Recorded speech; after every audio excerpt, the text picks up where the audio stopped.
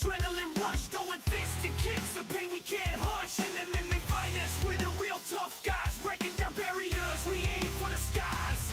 Into the octagon, like a warrior I stand, trading blows, taking hits as I command. The art of combat, I'm ready to go. Submission, knockout, that's how I flow.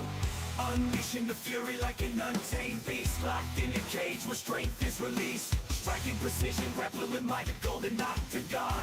The stage we ignite.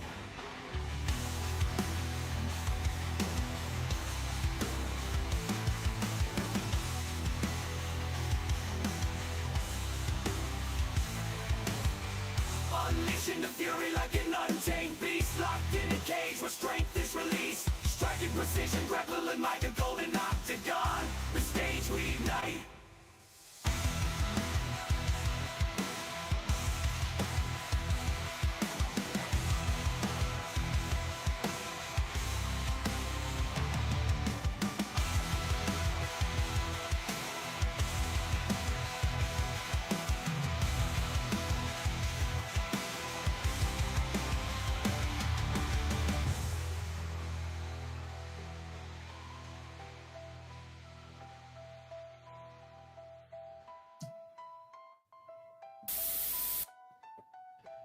And we are live. Welcome to the Golden Octagon MMA Podcast with your hosts, Matt and D. Rose. And what's going on, y'all? Welcome to the Golden Octagon MMA Podcast. My name is Matt. D. Rose is on this side of your screen. D. Rose, my room is all rearranged today, so I'm like trying to figure out which side you're on because, usually it's just easy to be like, he's over here. But, I just have to remember, just point to the same side and you're going to be right. But what's going on, y'all? Welcome to the Golden Octagon MMA Podcast. My name is Matt. D. Rose on that side of the screen. We appreciate you for stopping by and hanging out with us right over here on the podcast. And if you don't mind, hit that thumbs up button for your boys. And if you're new here, hit that subscribe button and share this with all your friends that might be interested in any UFC talk. Me and D Rose go back and forth. Sometimes we're on the same picks. A lot of the times we are on the opposite picks, to be honest, though. But with that being said, D Rose, how have you been this past week, my guy? You're muted, my guy. Sorry about that. I had a little sneeze I was trying to hold back there. Things have been great this way. Great pay-per-view over the past weekend, and I thought it was a good card overall. And just as far as myself, my bets, man, I might as well have just went outside and threw my money in a pit of fire, because that's pretty much what I did with all my bets this past weekend. Like, not a nary one hit. And for one reason or another, man, it was rough to watch. But yeah, again, good card. I had a good weekend. Been pretty relaxed for the most part. Nothing too crazy on my side going on. But yeah, other than that, everything's been great. Yeah, man. Same here. Absolutely no bets won. Dude, there was a few fighters that were in all my bets, and it's just they just lost, dude. It's just damn. Well, I could have had my favorite 3-leg parlay and they would have lost. It was absolutely nuts. But we'll talk about it for just a second. We appreciate you guys stopping by on the show tonight. We got Austin popping in here. What's going on? They've letting us know that anal bifida is the worst of all bifidus. I imagine so. We got Antoine saying what's up.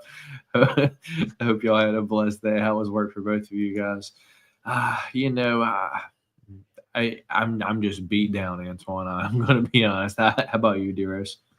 I was off today, so yeah, I was able to not really relax. There's always stuff to do around the house. Of course, I had my youngest daughter Danica with me. Just being with her most of the day.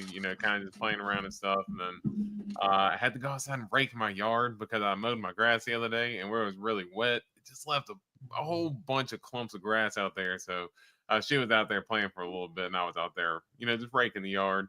getting some stuff done around the house. I gotcha. Sugar Ray letting everyone knows that D Rose is the real Charles Johnson, the real CJ.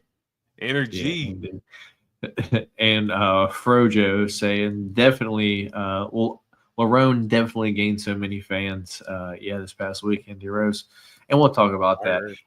What did you guys rate the pay per view overall? I gave it 8.5. Yeah, I would say same, Antoine. And then Dave saying he loves Carlos Prates smoking a dart at the press conference. That's my dude. Hell yeah. What'd you think about the card overall, D-Rose? And then we'll jump in. I'd say the same as Antoine. I'd say about 8.5. I mean, some people were saying card of the year. I don't know. I'd had to go back and look and see. But just in terms of like, I mean, besides the MVP fight, and we'll get into it, a lot of finishes, a lot of, emphatic finishes, underdogs winning. And so it was a good main card, good prelims too. So yeah, it was a good night of fights. Yeah, man. So on the show today, me and D-Rose will be recapping UFC 319 and the Dana White Contender Series from last night. We'll run through that real quick, let you guys know our thoughts, and then somebody's going to be eating beans, D-Rose, but guess who has 2 thumbs and an 8? This guy. Goodness gracious. We've got some UFC news and fight announcements to go over, and then the last part of the show we will be going over our UFC earliest that's the wrong banner, UFC Shanghai Walker versus Zhang preview and our picks, and we'll close out the show with the fisting of the week as always. I guess you did see that, D-Rose, huh? It was a quick little joke. No, I'm sorry. I'm not. Like I was like UFC. Well, that's the wrong banner. Let me pull this one. Yeah, it is. It is early as fuck this weekend though, D-Rose. It's gonna prelims start at 3 a.m. East Coast time. So I don't know what I'm gonna do about that one, boys. If I'm gonna be honest, I don't know. You ain't gonna be up with Antoine. Setting the alarm. I don't know, dude. Yeah. Pay-per-view main card was a classic to Antoine. I thought it was almost as good as 314. Dave's Let's Go Game Friday coming up. We'll talk about it, Antoine. UFC 317 top this year, though. So glad Brian's got. Who in the chat is waking up? Set alarm for 2:00. I don't even know why you'd go to sleep, Antoine. I have no clue why you go to sleep. It doesn't make sense. But let's get into it, dear. It's our UFC 319 and then what Contender Series recap. So do we really need to say more besides Khamzat Chimaev dominated Dricus du Plessis, controlled him literally all 5 rounds of the fight. Like out of the 25-minute fight, probably had top control 21 minutes of the fight, and that's an accurate description of the fight. You don't have to like it. You don't have to love it, but it was very dominant, and it shows that he is going to be a very dominant champion if he continues to fight, because let's be real, he hasn't fought too often, and we don't really know how much he's going to continue to fight. So, good luck beating Khamzat, though. We've seen he has 5-round cardio, and he's willing to just take you down and lay on you all 5 rounds. It is what it is. Yeah, man. Thoughts on the main event, and then we'll slowly move down before we step on the gas. Yeah, it was obviously a dominant performance from Khamzat there. I thought Dricus was just going to be able to just have more defensive wrestling in his arsenal, I guess. I just thought he'd be able to create more scrambles and stuff, and it just seemed like in moments there for Dricus, it was just like he was just trying to power out of everything and was not just using any technique at all. And that's where the technique versus skill and effectiveness, and people say that Dricus is awkward style. That's where it kind of came to a halt, because you really need a technique there to get it done. And man, I was pretty frustrated as watching on the watch party. I'm just like, man, you can't even you can't get up at all. You're just going to keep getting crucifixed. Stop getting in crucifix, dude. Stop putting your arms up there. It was crazy. I mean, Khamzat did what he needed to win, but I mean, I'm not going to say it wasn't boring. I mean, it was I'm not going to fault him for doing what he did. But I can also say that the fight was boring. And the fight was boring. Like, because I remember you kept asking me if I thought Khamzat was going to get the finish. I was like, no, because Dricus is too stubborn. And Khamzat is committed to just keeping the position. So it was more frustrating watching that play out versus if Khamzat had just went in there and blew the doors off Dricus, I would have been like, wow, whatever.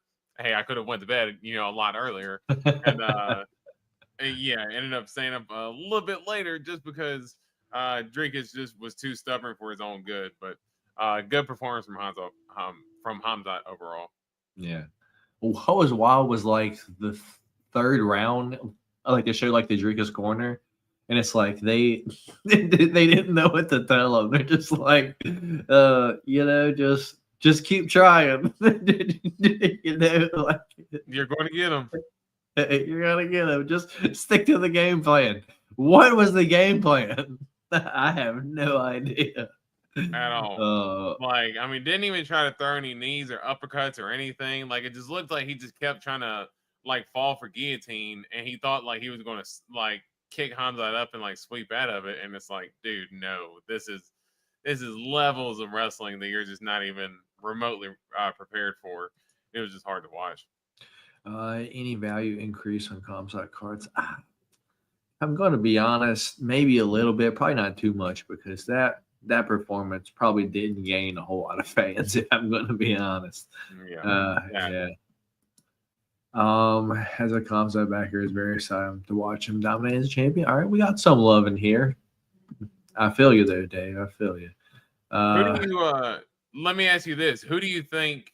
Not who do you think is going to get next? Because I think most people think that the winner Imavov and Bahia is going to get next. But who do you think is actually best equipped to beat Khamzat right now? Like, who do you think has the best chance? Fluffy, if he can get past the first round. I think so too. Yeah, I but think so that too. First round's going to be hell, dude. Yeah. I just think Fluffy's not that big. Well, I think the thing with Fluffy is that he's going to be able to attack Khamzat in the wrestling as well. Like, he's going to force Khamzat to like create scrambles. Like, he's not going to be content in certain positions. Like, he's going to be constantly moving, and he's going to work some offensive wrestling of his own. Kind of going back to that Brendan Allen fight, there were a lot of scrambles in that fight. Even when Brendan Allen took him down, Fluffy was still able to get better position. So I am with you. I think Fluffy's best equipped to get it done. Yeah, man. So let's move on down to the co-main event. Dude, I don't want to say I called it, but it's just like I don't even have like I let you pick it for me. I was like, dude, until I see them fight UFC level competition, it's almost like these fighters that come over from the other organizations like get in their own head. Either that or we find out that they're just not UFC level, which we'll talk about just a little bit down on the card as well. But, man, it's just like when these new fighters, like, I don't want to say they're not proven because they are, but it's almost like they think they're at the top level because they're in Bellator or they're in fucking PFL. And then they come to the UFC and they find out, like, oh, shit, I was more confident than I should have been because there's still 3 more steps there and I'm just not that good. That's kind of how I fucking look at it, dude. Like, yeah, PFL might be better than Cage Warriors or, CFFC, but it's not UFC level. And, dude, the more these fighters come over, the more we're finding that out, dude. But Lerone Murphy hits Aaron Pico with the Beyblade elbow. First round, dude, 3 minutes, 21 seconds. Knocks him out, dude. Aaron Pico looked good early, though, dude. But I think the criticisms that I think that most people had coming into this fight was he's kind of chinny, but does Lerone have the power to put him out? Well, he didn't have to with his hands, dude. He threw a fucking spinning elbow at him for the second time of the night, and we'll talk about the next one in just a second. But, yeah, man. Lerone Murphy looks damn good. Does he get the title shot, though? I personally don't think so. I think there's more fun contenders, but that's just my opinion. I like maybe if by chance John Silva beats Diego Lopez, I think he should get it. But there's still Mobstar out there as well. So I don't know, man. What's your thoughts on the co-main event this past weekend? I gotta turn this fan on. I'm about to roast. Yeah, no, it was a great performance. Lerone Murphy, he had I even told you going into it that if it was a full camp, I definitely would have been more confident in Lerone Murphy. I was just a little bit hesitant because I was wondering where his conditioning was at going into it. I knew Aaron Pico was going to use a little bit of wrestling. But I did say last week that Aaron Pico, he's got good boxing, he's got good wrestling, but he's got a little Cody Garbrandt to him. And I'm not even going to say that he's chinny. He leaves himself open to take these ginormous shots. Like he does. He gets a little bit aggressive. Those body shots that he was landing early on Lerone Murphy, like, dude, he was getting crispy with them body shots, and he hurt Lerone Murphy on one of them early because he made Lerone Murphy kind of hunch over and back up against the fence. But Lerone Murphy, just wait for him to stay the course, get his timing down. He almost got him with that knee when we were doing the live stream. Like, I screamed when he threw the knee because I thought the knee landed and put him out. I was like, oh man, like it was that close. So Lerone Murphy was getting his timing down, and Pico was getting in just a little bit too aggressive with them body shots, kind of lunging in with a hook. But the way that he stepped off, like he stepped right in front of the elbow when Lerone Murphy like threw it. So like he like steps off and then in, and then Murphy throws the elbow as Pico is walking into it. So it's like double the impact. That's why I don't think it's necessarily him being chinny, that and Pico being chinny. I just think, dude, who's going to survive that shot? Like nobody is, But to your point about who's challenging next for the title, I thought it was also kind of like almost like poetic how I was kind of setting up a point during the live stream of like, hey, they haven't given a Mobstar a title shot yet. They'll probably give it to Pico if he wins, and I don't think they'll give it to Lerone Murphy unless he gets a KO. And before I even get to make that point, Lerone Murphy just hammers it home with a spinning elbow. I think Lerone Murphy's got it. Alexander Volkanovski's calling for it. He wants to fight in December. And again, they have not given Mobstar the title shot. Why? It's something. There's I don't know what it is behind the scenes. Maybe they don't like his fight style. But Lerone Murphy coming in with a spinning back elbow like that, Volk's calling him out. He's not 9-0-1 in the UFC. Lerone Murphy is his title shot, man. All right, dude. All right. So then the other spinning back elbow of the night, it happened in the fight right before it, dude.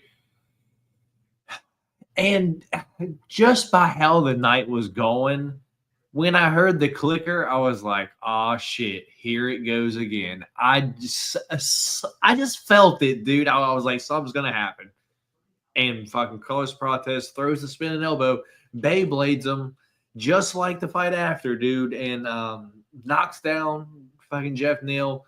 And Jason Herzog actually steps in and calls the fight, dude. How crazy is that? Like, he had a few good stoppages on the night, but that one was one that was a good stoppage because I think like Jeff Neal get dropped twice, or is like that the only time that he got he only got dropped that one time, but he was getting probably mixing it up with it. Yeah, probably also if I can mix it up with a Jared Cannonier fight. But because he was getting dropped all over the place, dude. But yeah. And then at the end of the first round, the clapper happened. Carlos Prates throws the spinning elbow, and it knocks him out with literally 1 second left on the clock. Yeah, man. What's your thoughts, Carlos Prates, Jeff Neal? And I know, dude, 170 is getting real fun. Yeah. Yeah, no, it's 170 and 185. I think those are two divisions, both of them. Like they are on fire right now with contenders, and of course 185 new champ and Hamzat. But yeah, 170 and 185 are both on fire right now. And for Prates, that was a good bounce back win against a KO and a guy like Jeff Neal, who has never been KO'd like that in the UFC. I know he has once before in his career, but But other than that, man, he's gotten in there and gotten in dogfights and came on the other end. You know, in a lot of those, he's KO'd the other guy in the process. And for Prates, man, that was just such a clean elbow. The way he set it up initially, how he kind of like threw that step in elbow, and then he kind of, you know, comes behind and spins with the same one. Just a nasty setup, the way that he set that up. Jeff Neal was looking good early. He was landing a couple of shots, but once Prates started getting his timing down, that left hand is money. He busted Jeff Neal's eye, and it was like kind of like from that point on, it was like the Carlos Prates, he was a shark smelling blood in the water, and he just went for the kill and ultimately got it there. And I told you going into the week that I didn't really think that Carlos Prates lost too much aura, you know, coming off the Ian Gary loss, because one, that's not a bad loss. Two, you're taking the fight on short notice and things like that as well. So I know he had a full camp before, but taking the fight against the opponent on short notice. So, but yeah, Carlos Prates got all that stock back and then some with that performance. So yeah, couldn't have came back in a better way. Fair enough. Fair enough. So moving on, dude, MVP versus Jared Cannonier. This is the one that, you know, Jared Cannonier was just getting dropped everywhere, but you kind of said it perfectly. And I agree with you, but it's almost like he only wants one thing. You said the MVP has no finishing instinct. And that could be it, or it could be he only wants that highlight reel one-shot knockout. And if he doesn't get that, then he's like, get back up. Let's try again. Like that's almost kind of what like MVP kind of seems like. He's a point fighter that has enough power to one-shot you. But if he don't one-shot you, he's not going to follow up. He's not going to put himself in any sort of danger at any place at all, dude. He's going to be like, all right, get back up, and we'll just do it again. So MVP wins via decision. Very impressive performance.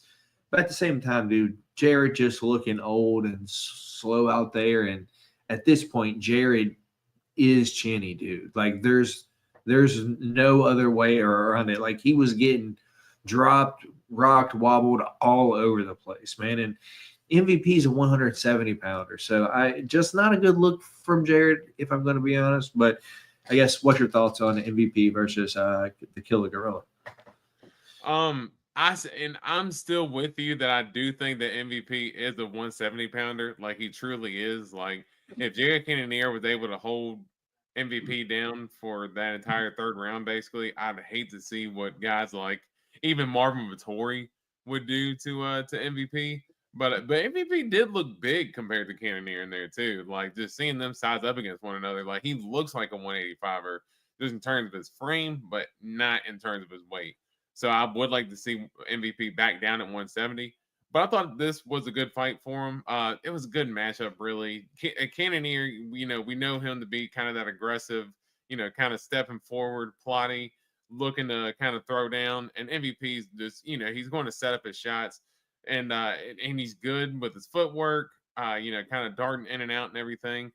And I just thought it was a perfect matchup for MVP to kind of go in there and get the job done. Again, I would like to see him at 170. Another thing for MVP too, he doesn't put himself in too much danger because he doesn't want to end up in grappling exchanges. Because I told you when the live stream when we were on, did I not say as soon as he hit the ground, he's not getting back up? Like, he's just going to sit here. He's content sitting there because he knew he had the first 2 rounds in the bag. So he doesn't want to put himself in any danger whatsoever in terms of grappling either, which is another reason why he doesn't necessarily go for the finish as much as what I think some people would like, myself included, being an MVP fan. But yeah, I think a lot of guys, if you're going to go in there and just strike with MVP, he's going to be a problem to deal with, man. Yeah, I agree. I give Jared not much credit for that top control because MVP slipped and he gave Jared top control. Yeah, I mean, that is true.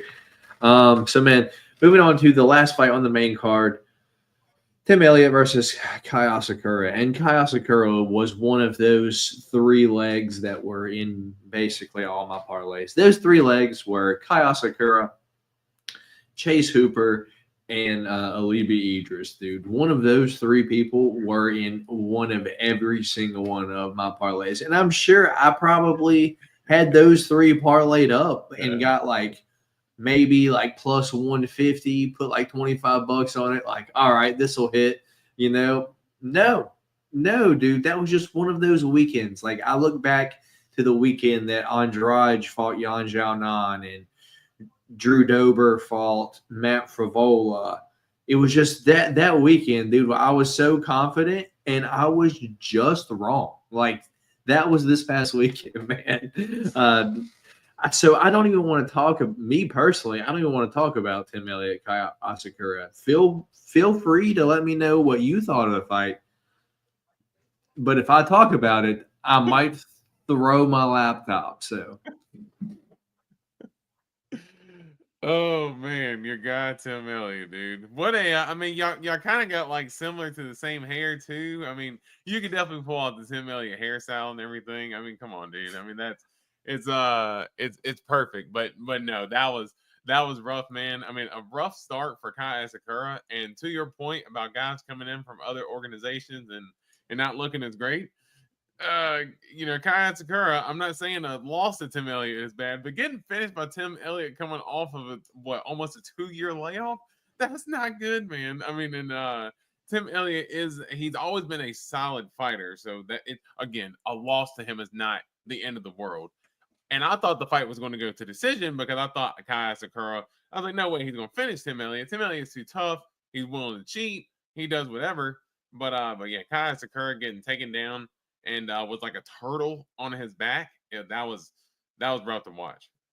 Yeah, man. And I don't know if it's true. This is kind of leading into the news segment, but I doubt I'll find it or it'll pop up. But I saw somewhere that I don't know if it's true or not. This is just what I saw, that Kai has requested a trade to go back to Rising, dude. Would that surprise you too much? Probably not, because he's fighting over in his side of the world and fighting the competition that he probably wants to fight, if I had to guess. I mean, I know he was losing fights in Rising too, but I mean, I would think that the UFC would hold on to him at least a little bit longer. I would think they would sign him to a longer contract, but yeah, that would be weird or true.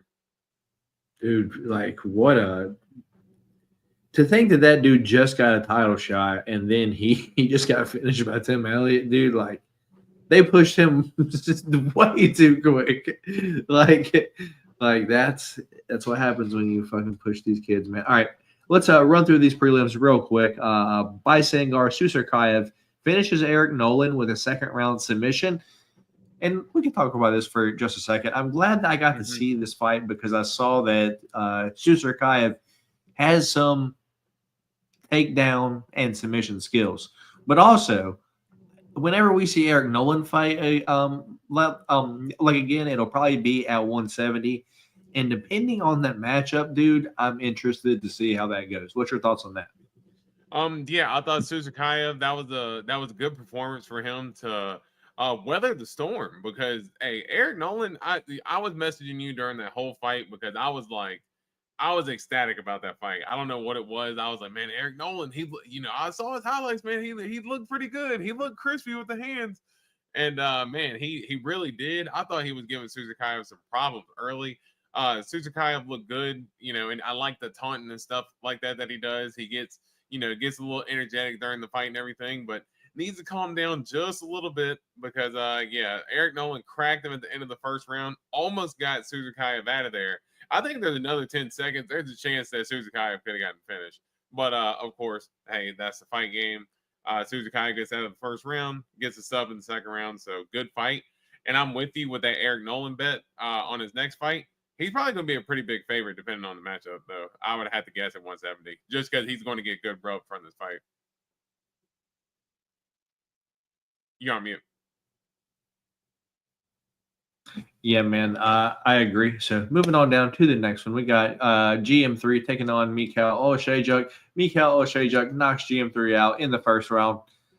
we kind of knew how was going to go. It was going to be Mikau early knockout or GM3 late sub. Like it was going to be one of the two. And ended up being Mikau or Shajak early knockout. Lupe Godinez defeats Jessica Andrade via decision, dude.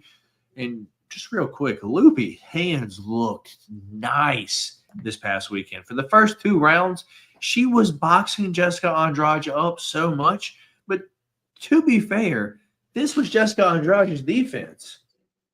Like, what are you doing, Jessica? You're just getting punched in the face, like right between your hands. Like, she had her elbows together, but her hands open. She was just getting like hit down the middle. But the third round, Bata Estaca came out there in the third round, was chasing her down. And I got to be honest, I was worried for Lupe there, but Lupe does get it done via decision. Chase Hooper versus Alexander Hernandez, dude. I have to be honest. As you heard me say a few minutes ago, this was one of those 3 that just really just fisted my asshole this past weekend. Chase Hooper gets knocked out at the end of the first round, 4 minutes 58 seconds, so 2 seconds left on the clock.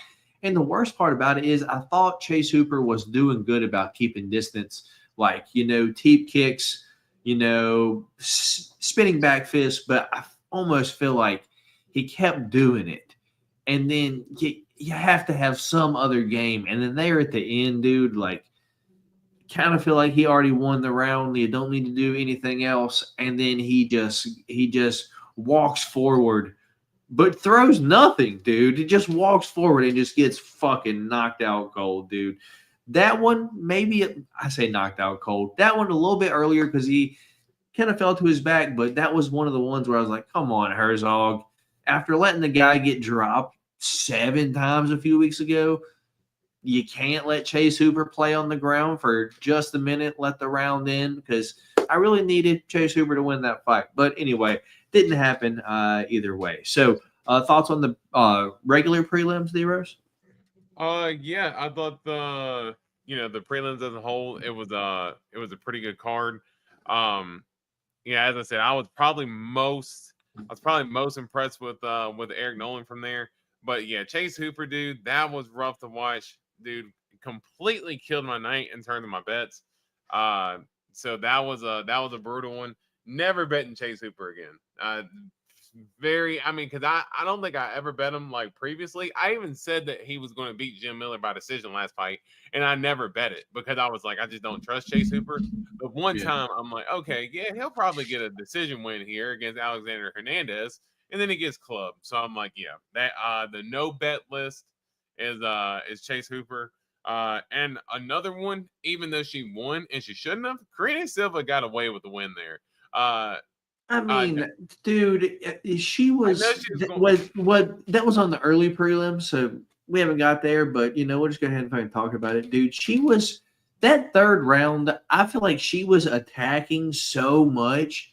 You have to give her, if you know what you're watching, you have to give her that round. Like, I get it, she was on the bottom, but she was throwing up like omoplatas, like fucking triangles, like a whole bunch of shit. So if you know what you're watching, she wins that round because fucking Barbosa was just on top laying there, as where fucking Silva was at least attacking from the bottom.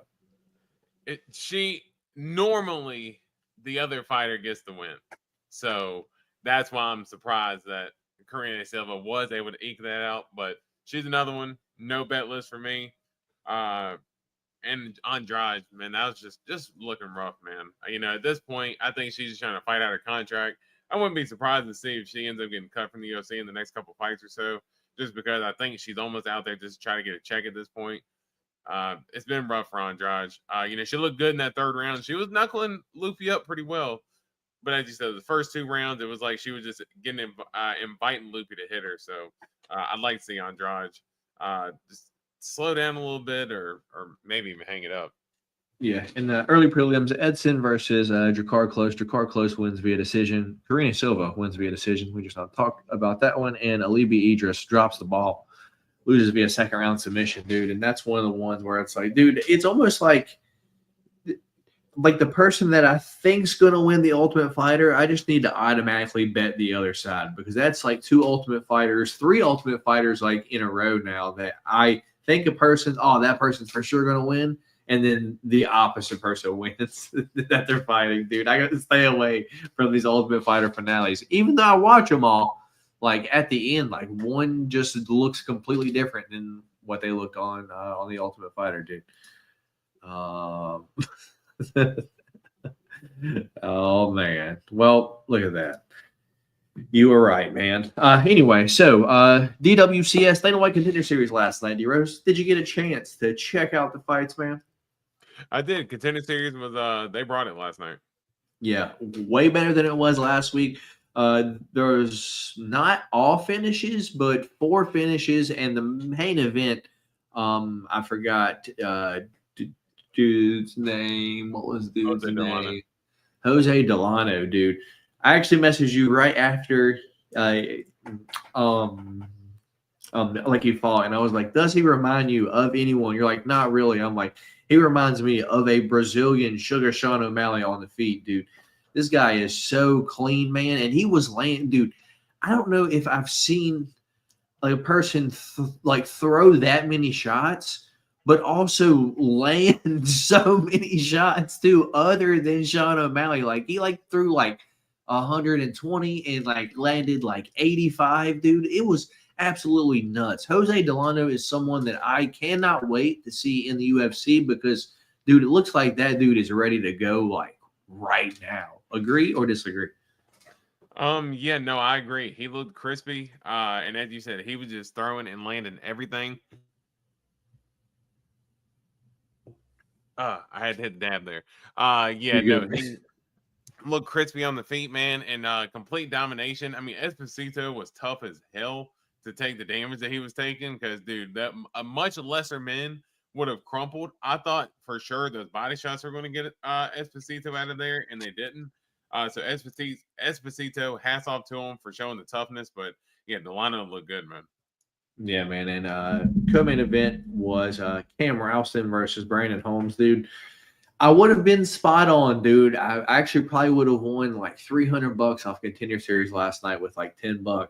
But Cam Ralston gets the first round knockout. And I did pick Cam Ralston to win, but I picked Cam Ralston 3-or decision because everyone had just been talking about how tough Brandon Holmes is, about how much damage he can take. But the battle giraffe, Cam Ralston, came out there and smoked Brandon Holmes, hit him with the straight and then up close with the elbow, dude. And just nasty work. Thoughts on Cam Ralston? Excited to see him in the UFC. A CKB, those are your guys. Yeah, CKB. Hey, those guys normally bring it, man. They're normally a bunch of kickboxers who end up learning good takedown defense. So they just mostly end up keeping the fight on the feet. And most of them go in there and brawl like a Dan Hooker and Kai and Izzy and Volk have gotten in the scraps at times as well. So yeah, the CKB guys bring it, and Cam Ralston looks like he's one of those guys as well. I know he got finnied in his last Contender Series fight, but he was, to his credit, he was getting up, as much as he could. He just kept getting taken down. But I learned from that. And, dude, those elbows that he were landing were absolutely nasty.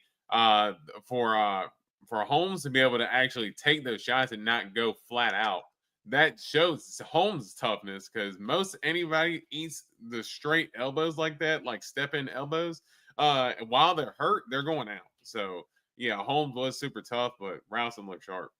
Yeah, man. And Louis Lee Scott versus the Indian dude, what's his name? Kaushik Sai Kumar, dude. This has got to be an eye opener for everyone. If there's ever an Indian fighter, Contender Series, UFC, that's kind of like an automatic. It's okay to just bet your house against them, dude. Louis Lee Scott beat the shit out of this dude, and this was the top Indian prospect, dude. He has been in the UFC for a while now, trained with Corey Sandhagen, Ryan Hall, dude. And to be fair, he was pretty tough. That was a tough guy. But Louis Lee Scott, a very complete fighter, cardio. He did miss weight by half a pound, and the only other fighter to ever get a Dana White Contender Series contract after missing weight was Jake Hadley. So also an Englishman from Leeds. Leeds stand up. Louis Lee Scott is in the UFC. Thoughts on that one? Yeah, he man, Lee Scott looked again, another one who looked crispy on the feet. I mean, I thought as you said, Sal Kamar. I didn't think he looked terrible, but he kept going for those leg locks, and I think he just kept putting himself in bad positions there. A couple different times, but when it just came on the feet, I mean, Lee Scott was just a whole nother level above. I mean, just again, crispy. Another one just working body shots, and it was just constant pressure. Does in Sal Kamar's face the whole time. Gave Sal Kamar not a bit of room to breathe, but was calculated with his pressure. So yeah, I think Lee Scott's gonna be he's gonna be one to look out for because man, he looked good on the feet. Yeah, man. And what's your thoughts on the Colby Covington, Sean Strickland heavyweight, Josh Hokett? The guy he was fighting, dude, like he was putting up some wrestling defense in the first round, but dude, round 2 fucking started and he just stood there and just fell over. I'm like, this guy's cooked. And it only took like 1, 2, few more elbows. But Josh Hokett on the mic, I kind of feel like we're going to see him in a lot of Instagram clips, reels, things like that. Yeah. Yeah, there's a good chance. There's a good chance for that, but I think I thought Dean Thomas called it perfectly. When he said, at the end of the first round, he said, "Man, I don't like the look on Urel's face right now." Because dude, he was completely gassed. Like Urel was gassed at the end of the first round. And as you said, he kind of just went in there in the second round and kind of gave it up because Hogan was having a little bit of trouble there early on getting the takedown. That he was getting hit a little bit, but once he was able to kind of get that last takedown in the first round, got him in the middle of the octagon. It was curtain for Urel, and the second round it was just brutal ground and pound until the finish came. And those were some nasty elbows he used to get it done too. Yeah, man. Former NFL player, not gone too well for former NFL players in the UFC, but only 6-0 right now. Kind of looks like he can maybe go down to light heavyweight. Yeah or no? Maybe, but I mean, in terms of heavyweight, again, we talked about it before with Vitor Petrino, and guys like that. If you can come up from light heavyweight and bring a grappling set, there's not a lot of good heavyweight grapplers. So, Hogan having that wrestling background and he's able to take down heavyweights pretty easily. I think he could make heavyweight work. All right, and the first one of the night was Ramiro Jimenez taking on Tommy Cozy. I believe that's how you say it. I believe that's actually wrong. That's not how you say it, but it don't matter because he lost. Ramiro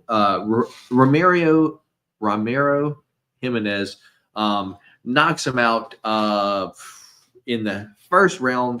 Punches and elbows is what Tapology says, dude. But one thing I wanted to point out about Ramiro Jimenez is his body work, dude. He was coming out winging to the body, and I was like, I have to point this guy out to D-Rose because I know D-Rose is going to be a fan of this guy. Just, dude, he threw more body shots in this single fight than I've probably seen half the UFC roster throw their entire career, man. He was just coming out like gunning to the body, dude. I was like, I gotta point this guy out to D-Rose, or I have to get your opinion on this guy. Yeah, no, Dominion, he looked crispy, and as you said, the body work was beautiful. I just thought the way he was just getting in and out of range. Quozy, he was having trouble. He was even trying to like pressure him for a little bit. And there was just some beautiful counters that Jimenez wasn't landing. And he kept smiling, right? Dude, yeah, that and like dude, those head kicks that he was landing, the head kicks were nasty. He was, Jimenez is kind of doing the hands out thing a little bit too at certain points in time. So he got that little kind of rugged attitude with him as well. And I thought that was a good stoppage as well by Herb Dean because Quozy was getting knocked all around that octagon, dude. Like he was getting knocked from one side of the octagon to the other. Was given every bit of chance, and I love DC's commentary when he's like, "Man, if you're getting rock bottom in the middle of a fight, like Yeah, it's over, dude. Like, yeah, and it was 100% over at that point. Yeah, man, I agree. So that was the Dana White Contender Series last night. So let's move on to the Eat the Beans section. So as you see right here, right over my shoulder, your boy is the new pick champ this week. Look at that shiny UFC belt. The different picks this past weekend. And we didn't say it last week on the podcast because we forgot. And also a whole bunch of fights fell off. So me and D-Rose talked about it this past Friday on Change of Cheddar. The different fights this past weekend was Lupe Godinez versus Jessica Andrade, Edson Barboza versus Drakkar Klose, Gerald Meerschaert versus Mikhail Oshejuk, Lerone Murphy versus Aaron Pico, and Khamzat Chimaev versus Dricus du Plessis. The fisting of the week was also, what was it, D-Rose? Suzakayev, but that was that was a nail biter. Yeah, but because we were both because I wanted it to be Carlos Prates. We both picked Prates by knockout, but we were like, man, Jeff Neal's tough, so let's do Suzakayev.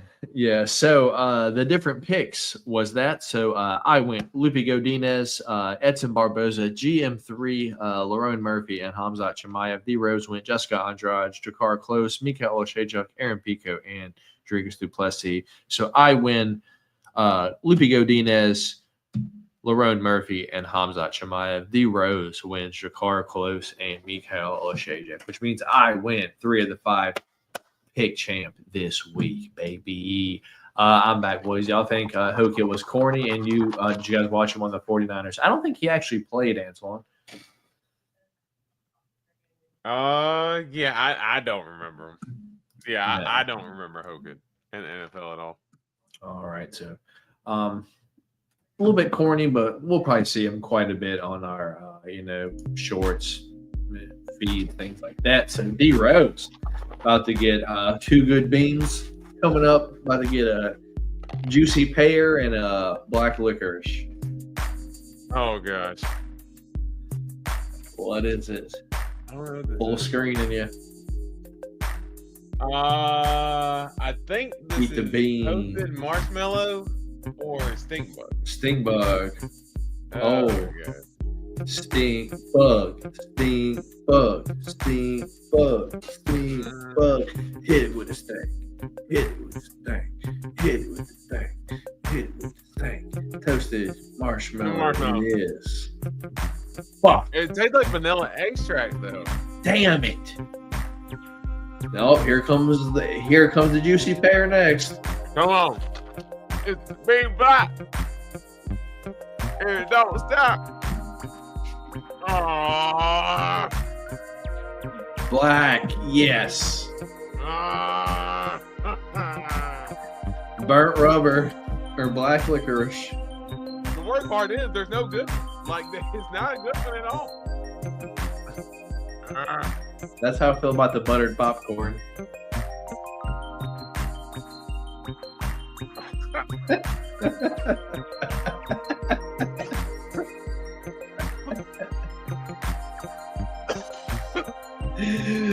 Oh goodness.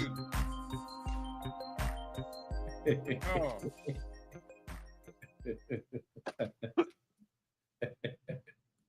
Look at my teeth, dude. Tastes like I'm eating a tire. Also, it was burnt rubber that time. Yes. But I was like, either way, you fucking spit that one out. So.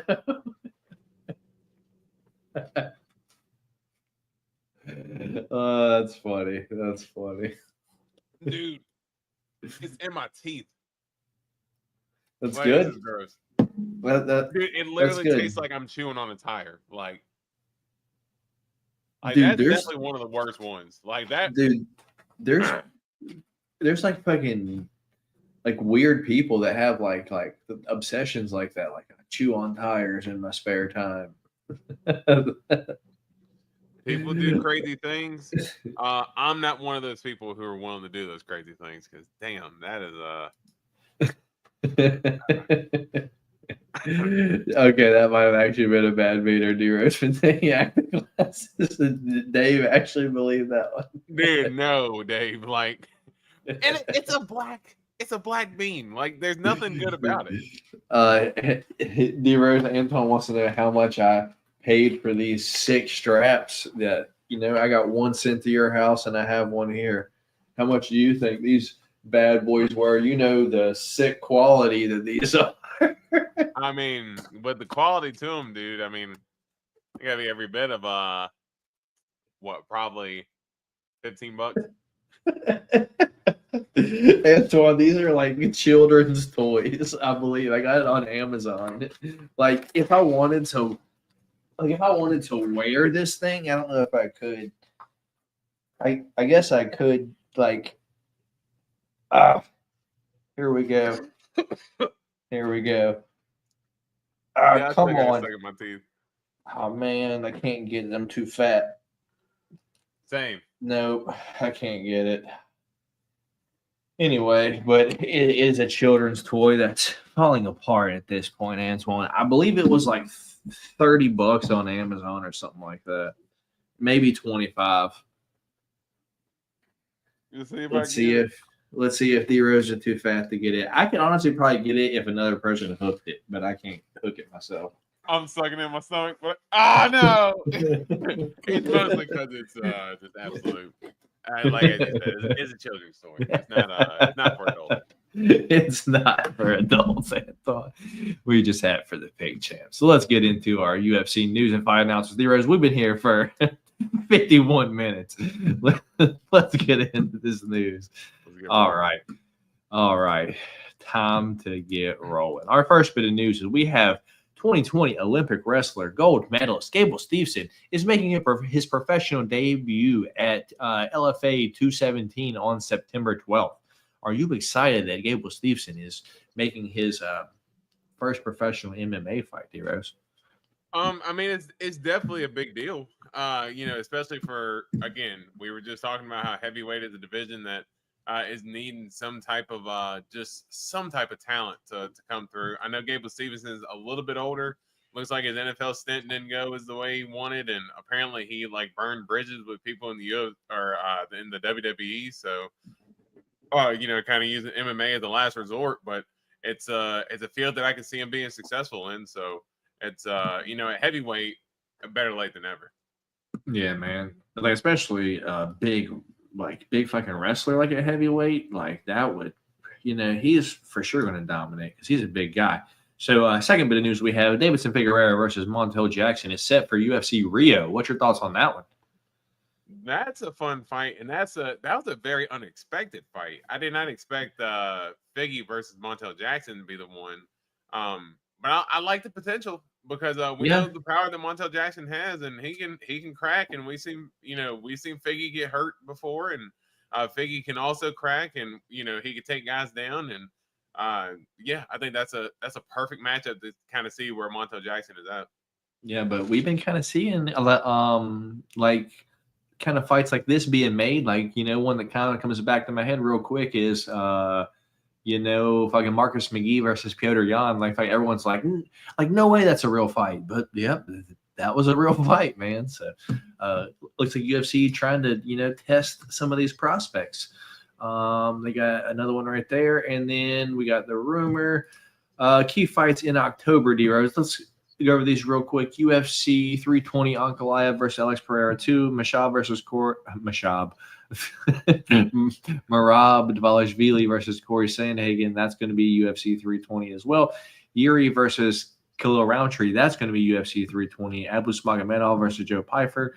That's going to be UFC 320. UFC 320. Charles Oliveira versus Rafael Fiziev will be UFC Rio. And then last night, Dana White came out and dropped the news that we are going to have for UFC Vancouver, Renier de Ridder versus Anthony Fluffy Hernandez, Manam Fuhrer versus Jasmine Jasdavicius. I believe he said Kevin Holland versus Mike Malott, and Chito Vera versus Ayman Zahabi, dude. So I guess what's your thoughts on this UFC Vancouver card that, Dana White dropped the news on us last night?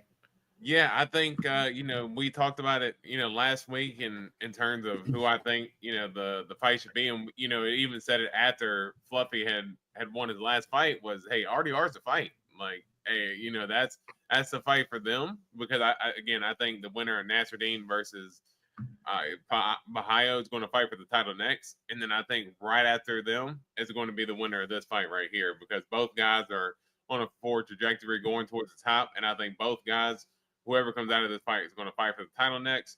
Both the styles are a great matchup. Both really set the pace. Both awkward striking. Both won the exchange in the grappling. So I think that could be one of those very few fun grappling fights. But that's a scrap, man. That Yeah. Fluffy and RDR fight. How about Manon Fuhrer versus Jazz DeVicious? Hey, Jazz is my girl, man. I love me some Jazz DeVicious, and yeah, I think it's a tough matchup. We know Manon Fuhrer has a good takedown defense, but I think that's a fight that if Jazz DeVicious can win that fight, you could potentially see her fighting for a title. But Manon Fuhrer is not an easy challenge. Again, good takedown defense, crispy striker. So yeah, that's a good fight. And I don't see it here. Mike Malott versus Kevin Holland. Also a good fight. I think they're trying to seem that they're almost kind of slowly maybe work up Mike Malott a little bit. I do think that's a fight that Kevin Holland can win. Am I going to bet that fight? Hell no, because I was so confident that he was going to get it done against D-Rod and lost. So yeah, back on that, another one that's on another no bet list for me. I might take money on Kevin Holland as a dog, but other than that, I think I'd just stay away from that fight altogether. Because that fight could be absolutely chaotic. And the last one I know of is Cheeto versus Eamon Zahabi.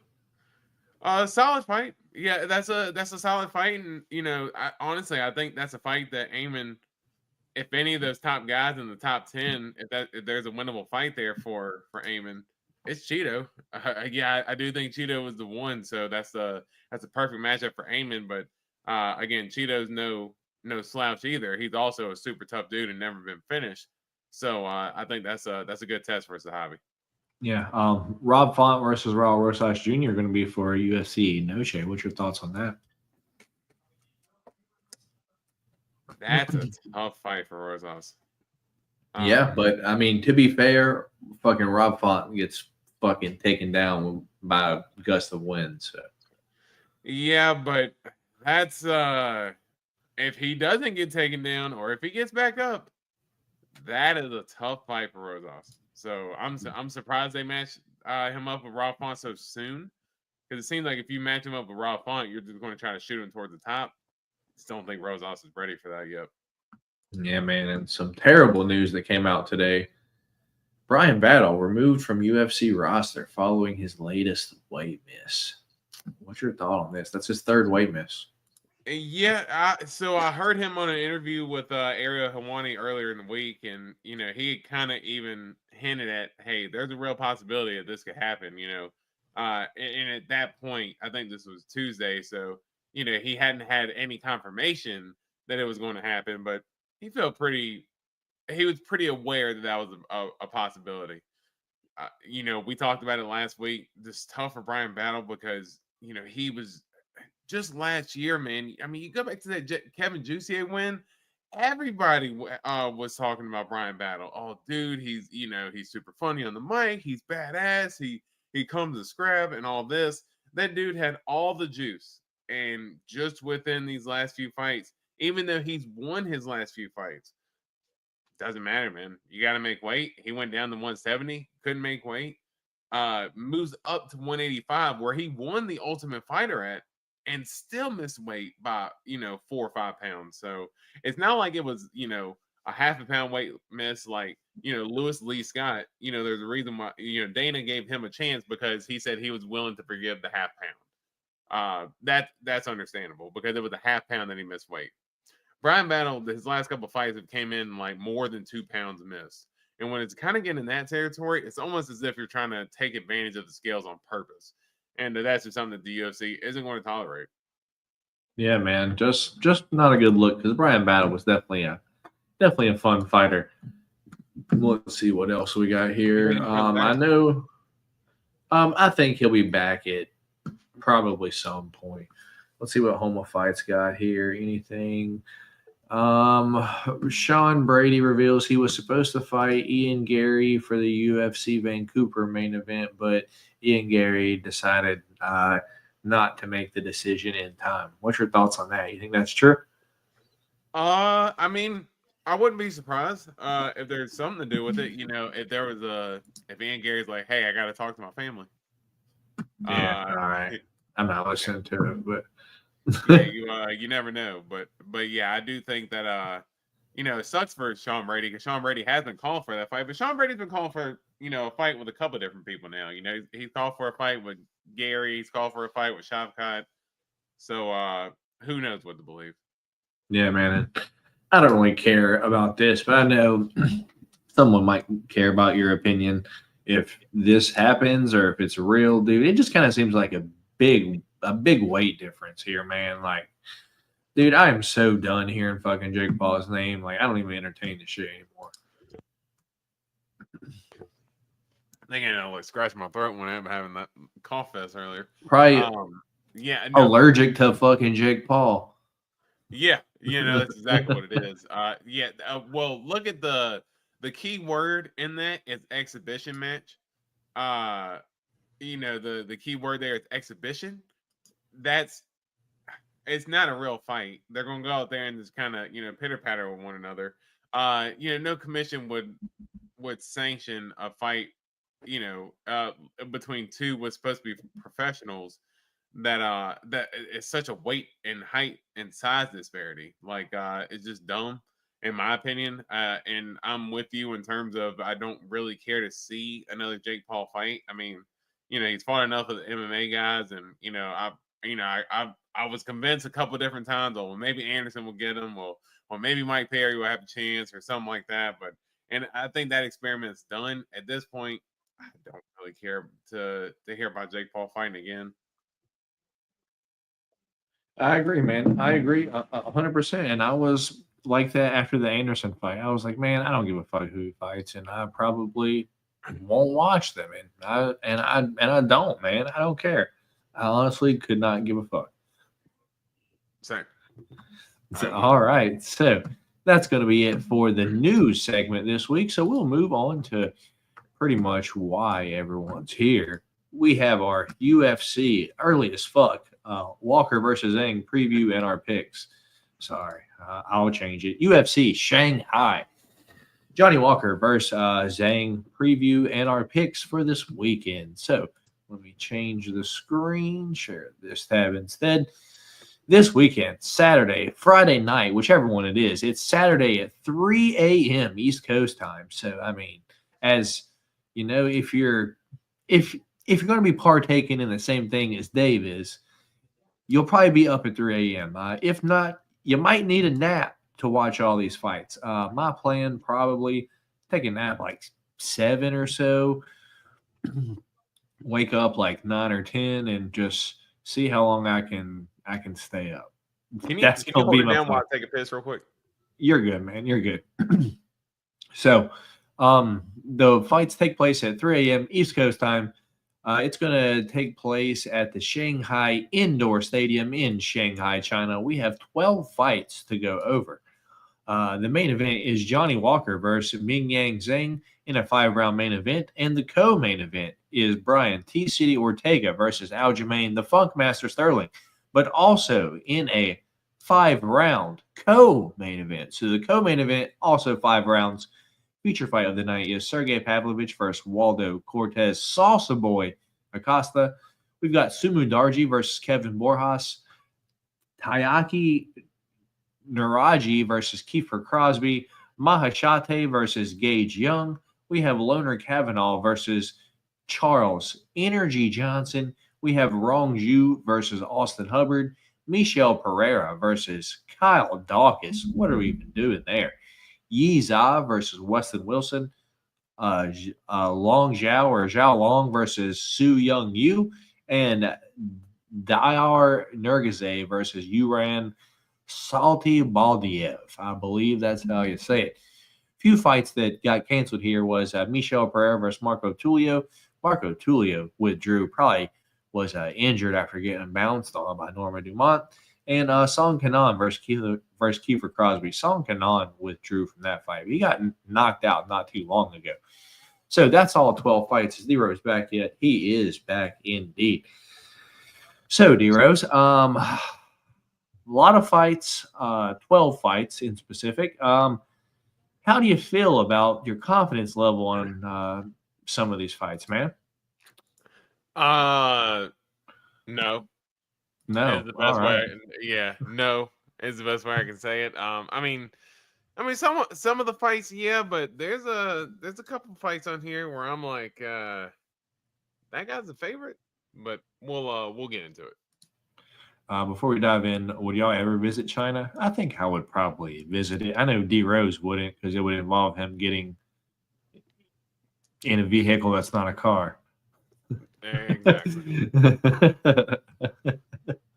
Can they just bring it to me? Can they just bring it over here and I can drive to it? Like that would be a lot easier. Yeah.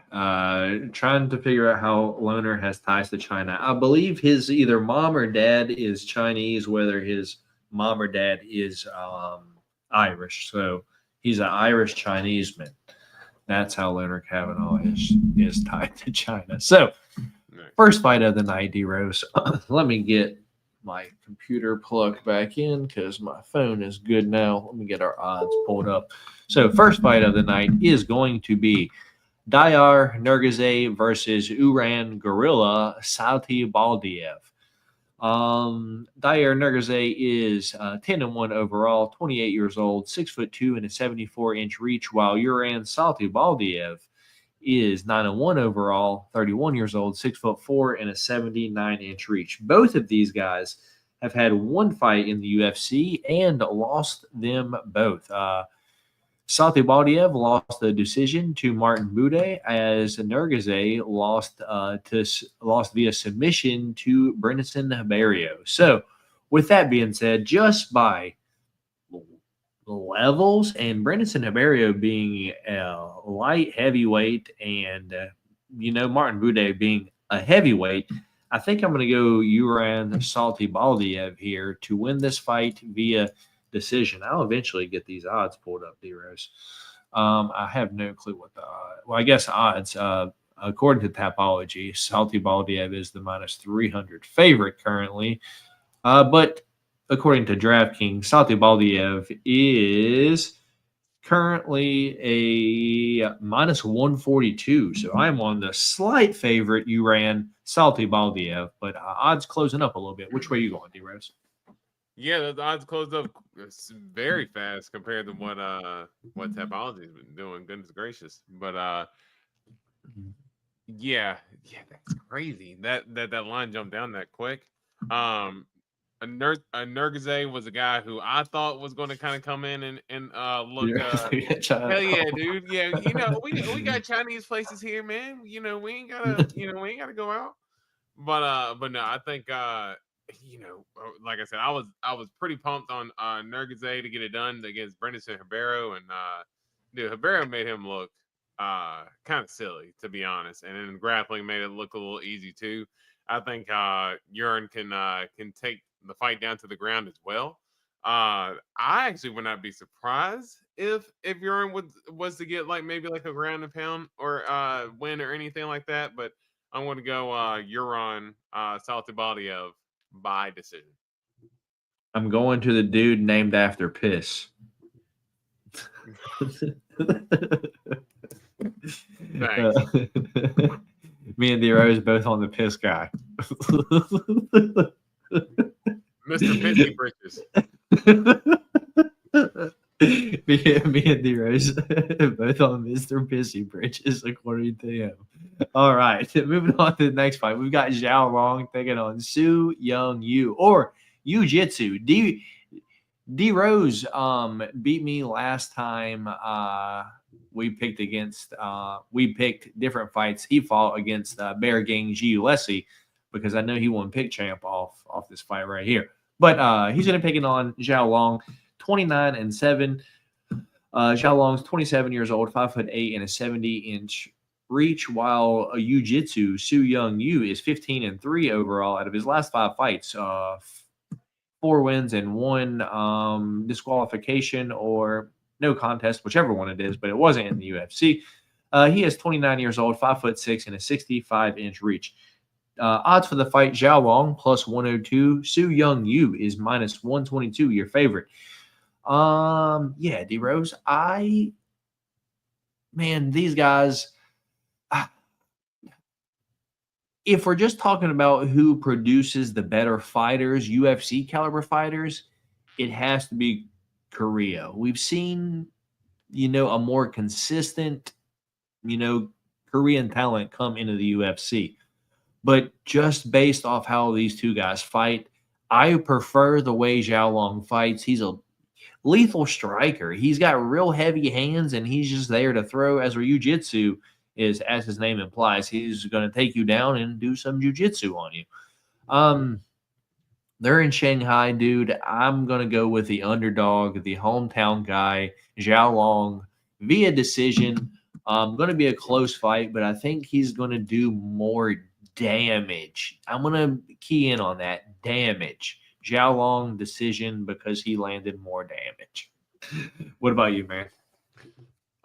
Yeah, I think I see the fight very similar as you. As you said, Su Young Yu is going to look to get the fight down to the ground, where Zhao Long is going to look to keep the fight on the feet.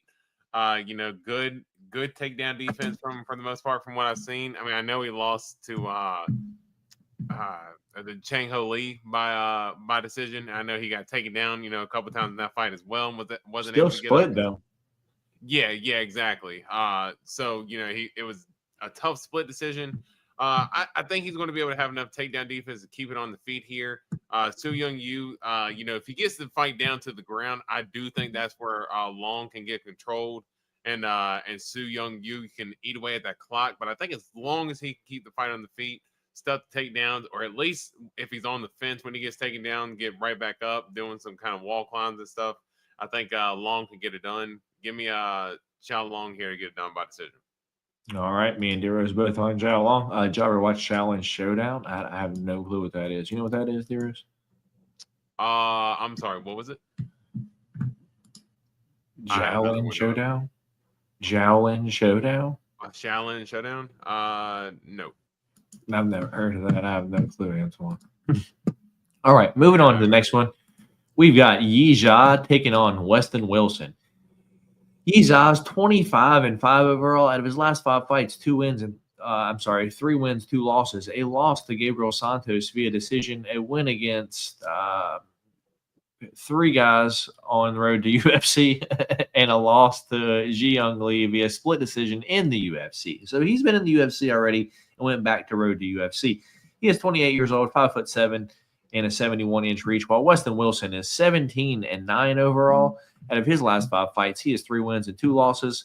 Last one over Jekka Sergi a year and 2 months ago, where I know I put a lot of money on Jekka Sergi because Weston Wilson is just ass. He is 36 years old, 6'1", and a 73-inch reach. He fights like Wonder Boy, but only has a ground game. Currently, odds for the fight: minus 1,200 for Yi Jia, and Weston Wilson is plus 750. D-Rose. I'm on Yi Jia to win this fight via first-round knockout.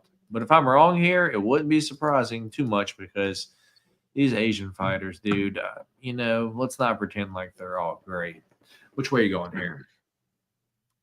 Yeah, I think that's true. I would say that, not a lot of the Asian fighters are great, but I think Yi Jia has looked pretty good so far. I mean, in losing the fight to Gabriel Santos, who, we've seen go to split decision against Lerone Murphy, or took it to a split draw, I believe it was, right? With Lerone Murphy. Gabriel Santos looked good in the UFC, and it wasn't a bad fight for you. Yeah, it wasn't a bad fight for Yi Jia, but Santos has got good control when he gets you down, man. And I do think he's got good striking. Weston Wilson, he just gets that. If there's one thing he knows how to do, is to get hit. Now, to be fair, he did fight 2 heavy-handed punchers in Joan Silva and Joe Anderson Brito early in his UFC career. So it's not like those are terrible losses, but he just gets whomped a lot. I think you're going to stand in front of Yi Jia and get clipped. Who sanctioned that fight? Who sanctioned Weston Wilson versus Sean Silva, dude?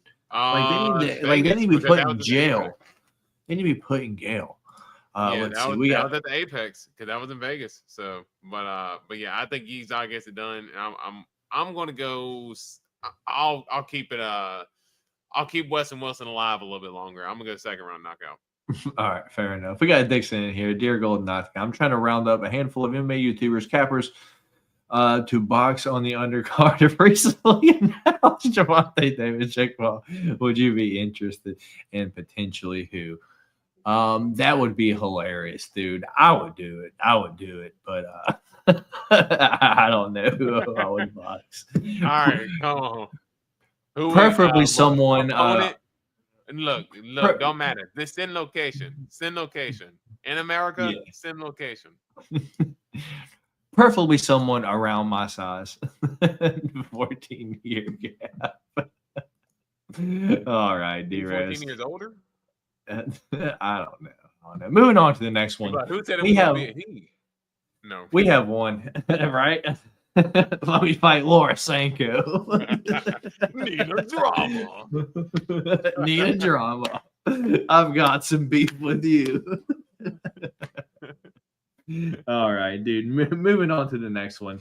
We have Michel Demolador Pereira taking on the Darce Knight, Kyle Dawkins.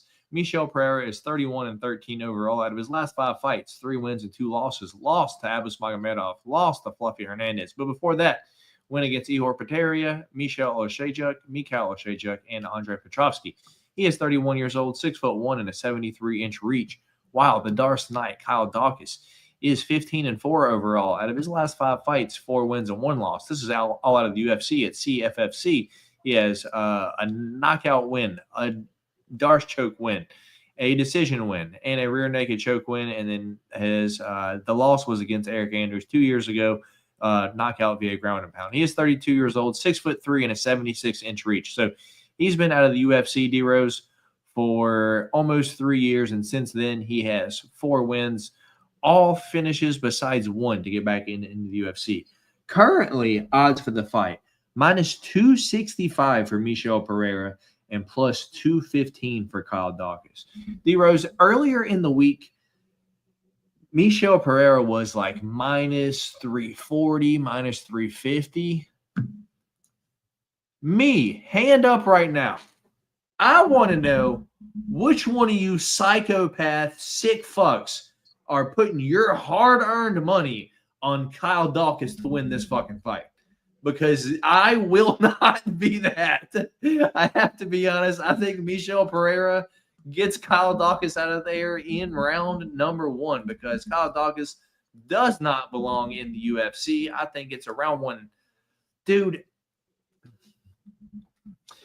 I think it's a round 1 body kick to some sort of front choke, D-Rose. And I was playing around earlier on FanDuel. Let me see what the odds are. Michel Pereira sub round 1 or 2 is currently Michel Pereira submission round combo plus 1,300 D-Rose for Michel Pereira sub 1-2. I'm going first round submission Michel Pereira, and I'm going to go ahead and put a straight bet on it right now. Go ahead and put a $5 on it. 5 to win 70 D-Rose. Thoughts on it? Man, we normally have a lot of different picks, but I mean, we're almost kind of in lockstep with one another. Dude, who the fuck is betting on Kyle Dawkins? Yeah, no. I feel like this is Phil Hawes versus Roman Dolidze right now. Like, is this a rewind? Yeah, well, and the thing is that, in that situation, Roman Dolidze was like a huge underdog. I mean, Michel Pereira that Abus fight was weird. Like, let's just be honest. Like, we were both pretty confident that Michel Pereira was going to get the job done. And he kind of went in there and almost just stood there and watched the whole time. Like, I don't know if there's still residual from that fluffy fight where Michel Pereira, pretty much got his ass kicked from start to finish. I don't know if there was a little bit of that left in his mind going into that fight. But I do think that Michel Pereira will get the job done against Kyle Dawkins because Kyle Dawkins loves running into danger, and if there's something that Michel Pereira can do when he's motivated is he can counter well and blast to the body. So I'm with you with the round 1 submission as well. I got Michel Pereira here. Dude, plus 1,300. That's a crazy number for fucking Michel Pereira sub Wow. 1-2. I just, Wow. I don't know, dude. I don't know. Dude, I have him bet on 8/17 at 9:41 p.m. When is 8/17? Today is the 20th. So 3 days ago at 9 o'clock at night, I have Michel Pereira bet at minus 340. And dude, and he's currently minus 295. Someone is betting on Kyle Dawkins. What's wrong with you? Get some help. Maybe they're just fading Michel Pereira because of the last fight. Because again, that last fight was really weird. Dude, I'm gonna feel like an idiot if Kyle Dawkins wins this fight. Moving on to the next one, we got Rong Zhu versus Austin Thud Hubbard. Rong Zhu is 26-6 overall out of his last 5 fights. 4 wins, 1 loss. Win against Cody Steele. Loss against Chris Padilla. Win against, that eye there was nasty too. Win against someone on road to UFC, and road to UFC. He is 25 years old, 5'9", and 71-inch reach. While Austin Thud Hubbard is 16-9 overall out of his last 5 fights. 3 losses, 2 wins. Lost to Markel Medeiros. Lost to Alexander Hernandez. Win against Michael Figlak. Lost to Kurt Holloway and a win out of the UFC. He is 33 years old, 5'10", and a 71-inch reach. D-Rose, we're in China, and Austin Hubbard don't do enough to win at all, to be honest. Like this fight, I think I may have picked him to beat Kurt Holloway, and he fucking lost that one. So this fight, I probably picked him to win just because fucking Michael Figlak I didn't really think was too good. But these last 2, I think I picked him to beat Alexander Hernandez because I thought he could outlast him cardio-wise. But he still lost that one. And then Markel Medeiros, I fucking picked against him there. What it shows me is we've seen the top level of Austin Hubbard. And he's just going to stand there and he's going to throw. He's like a worse Bryce Mitchell, dude. Thug Nasty that just ain't as good. I believe they train together, so they train on the farm. But I have to go Yizai to win. I mean, I'm sorry, I have to go Rong Zhu to win this via decision. How about you, man? Yeah, I'm gonna grab something. I'll fucking set up the next one, and then I'll go. Yeah, I'm going to go Rong Zhu here. Yeah, I think Rong Zhu, that performance against Cody Steele in his last fight, it goes to show, kind of levels just in terms of how many times he's fought. Yeah, I think Rong Zhu, good bounce back performance against Cody Steele in that last fight, and I think Austin Hubbard, he's good wrestling. I'd say his hands are a little bit better than Bryce Mitchell. I can understand where you're coming from there, but his big thing is he doesn't really cut off the cage. He just kind of runs. He just kind of chases after the guy. And Rong Zhu, I think he can kind of use his footwork. He's got good defensive wrestling as well, so I think that's going to play for Rong Zhu there. I'm going to go Rong Zhu by decision. All right, moving on to the next one. We've got Loney Kavanaugh taking on Charles Energy Johnson. Loner Kavanaugh is 9-0, 26 years old, 5'4", and a 67-inch reach. Out of his last 5 fights, he's 5-0. 2 of which came in the UFC against Jose Ochoa and Felipe Daytona or Felipe Dos Santos. That was only 4 months ago, by the way. Charles Energy Johnson, 17-7 overall out of his last 5 fights. 4 wins, 1 loss was to Ramazan Tamirov 5 months ago. He is 34 years old, 5'9", and a 70-inch reach. D-Rose, feel free to break it down. I'm going to go grab something to drink. Yeah, I think this is a good fight here. Charles Johnson, we've seen the heights of, where he's been able to take his game. I mean, he's even one that has put out Josh Van, who is going to be fighting for the title next. KO'd Josh Van as well. So Charles Johnson, always the guy who is hard to bet against, especially when he's an underdog. And as big of an underdog as he is, going into this weekend. And Leonard Kavanaugh is a guy. He is just 9-0, but again, super sharp on the feet. Man, he looks good, and he had that win against Jose Ochoa. We've seen how good Jose Ochoa has been in his first couple of UFC fights, even though Ochoa lost his last fight against Almabayev. Still looked good in that fight. And then the Felipe dos Santos win. I don't know, man. It was just something about Leonard Kavanaugh that looked really good to me with the striking and everything in that fight. I think what this comes down to is Charles Johnson. For me, you don't know what Charles Johnson you're going to get going into a fight, and that's what's kind of tough. Like, he almost kind of reminds me of not style wise, but just in terms of like motivation. Jeff Neal a little bit, or Jeff Neal. I think if Jeff Neal on his best night can beat some of the best guys in the world, and I think same thing for Charles Johnson. The problem is you don't get that Charles Johnson every time.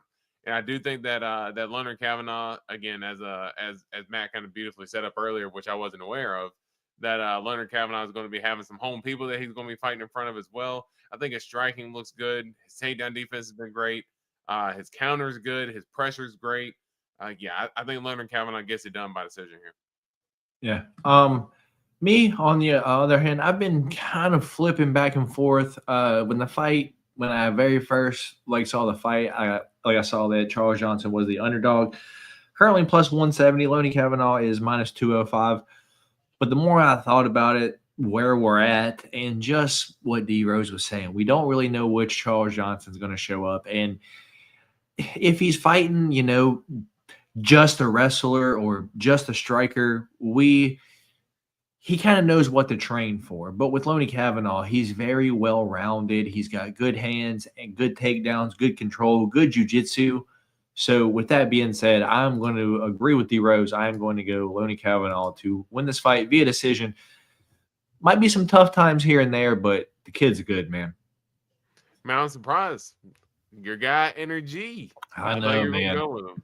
I know. I might have one bet on him, but that was probably, Sunday night, Monday, something like that. But, yeah, man, I think the more I thought about it, I have to go Leonard Kavanaugh via decision. Moving on, we have Mahashate taking on Gage Young. G-Money, if you will. Mahashate is 10-4 overall. Out of his last 5 fights, he is 3 losses, 2 wins. Lost to Nicholas Moto, win against Gabriel Benitez, loss against Slava Klaus, loss against Rafa Garcia, and a win against Steve Garcia, which is wild to think about, dude. But, fucking Steve Garcia ran face first into that punch. Anyway, Mahashate is 25 years old, 6 foot, and a 71.5-inch reach, while G-Money, Gage Young, is 9-3 overall. Out of his last 5 fights, 3 wins, 2 losses.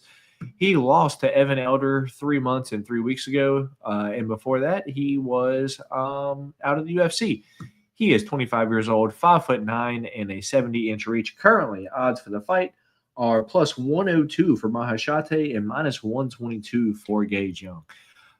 Yeah, man, he lost against Evan Elder, but that was a weight class up, man. So I'm interested to see what G-Money looks like down at 155 against someone who I don't really think is great. I think we've kind of seen maybe the best Mahashate dude, kind of like Austin Hubbard dude. I mean, he's only 25, but we've seen him a while now, and he hasn't really gotten any better, dude. So I'm kind of wondering, when's the improvement coming from Mahashate? So with that being said, dude, I'm going to go Gage Young. And I'm going to go Gage Young to knock out Mahashate. Let's go in round number 2, man. Which way are you going here? This is one that I've actually been back and forth on. I'm not going to lie. Close odds. Plus 102 Mahashate, minus 122 Gage Young. Yeah, I mean, very close. I am with you that it's like Mahashate. It just seems like there's just something. He's obviously got the potential. He's got sharp striking. He's got good counters, as we saw in that Steve Garcia fight, and everything. But it does seem like it's just almost like there's like a second gear that you're waiting for him to hit, and it's just like he almost hasn't, kind of hit that point just yet in his career. Gage Young, coming in, I think he lost the Contender Series fight. Yeah, he lost against Quinlan Salkild. He lost to him by decision. And you see Quinlan Salkild kind of killing people. So, maybe that's not as bad of a loss looking back. But just seems like he can't necessarily get the job done. I know Evan Elder is up a weight class, but maybe UFC level might be a little bit too high for Gage Young. I'm not quite sure. And Mahashate back against the wall, needing to win here to kind of keep his good standing with the UFC. I'm going to go Mahashate here. Now I think I want to go. I want to go decision here. All right. Yeah, I'm going to go decision. I'm not going to lie. I'm not super confident in this fight. Cannot lie, but I'm going to go Mahashate by decision. I think he'll be the bigger dude. I think even if he gets some wrestling exchanges, I think Mahashate's been able to show his own offensive wrestling off enough to where he could get the job done. Fair enough. So, with that being said, that's the first fight me and D Rose are split on. I am on Gage Young, D Rose on Mahashate. Moving on to the next one, we've got Nuraji versus Kiefer Crosby. Super Saiyan Nuraji is 11-1 overall, 24 years old, and 6'2", while Kiefer Crosby is 10-5 overall out of his last 5 fights. 3 losses, 2 wins, 2 losses in the UFC to Kevin Jusay, not a good look, and Sam Patterson, which, Sam Patterson's all right. He is 35 years old, 5'11", and a 70-inch reach. D-Rose, I'm not going to break this down anymore. How does this guy win? Armbar, submission, knockout.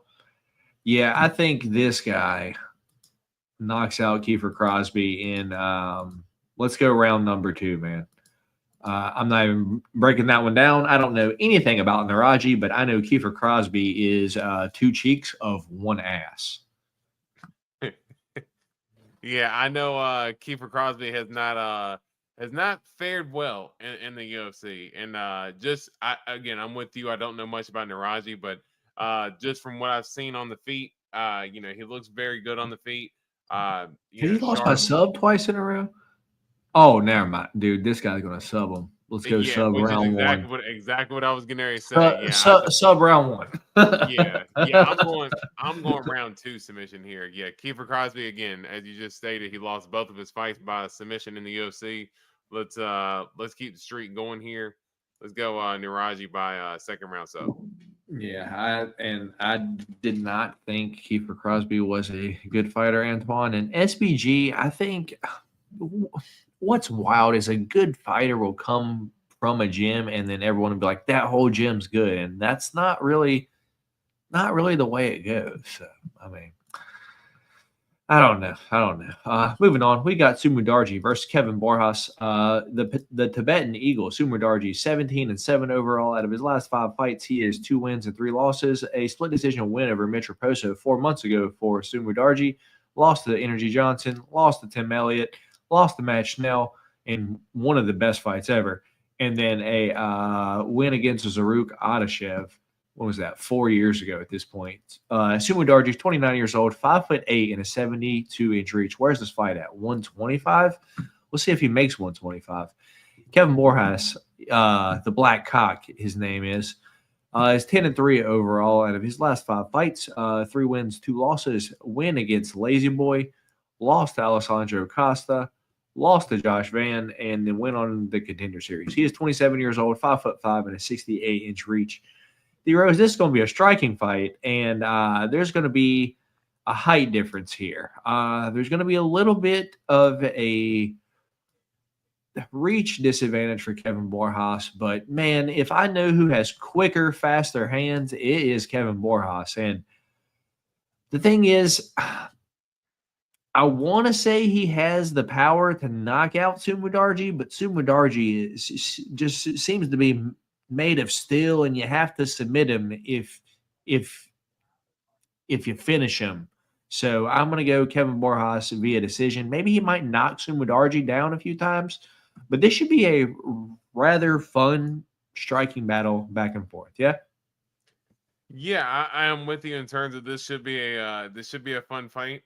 And Kevin Borjas, got good hand speed. And that Ronaldo Rodriguez fight, that was a fight that he really needed just in terms of the result because, he had bad knockout to Alessandro Costa. And, he had that loss to Josh Van. Again, crazy that he debuted against Josh Van.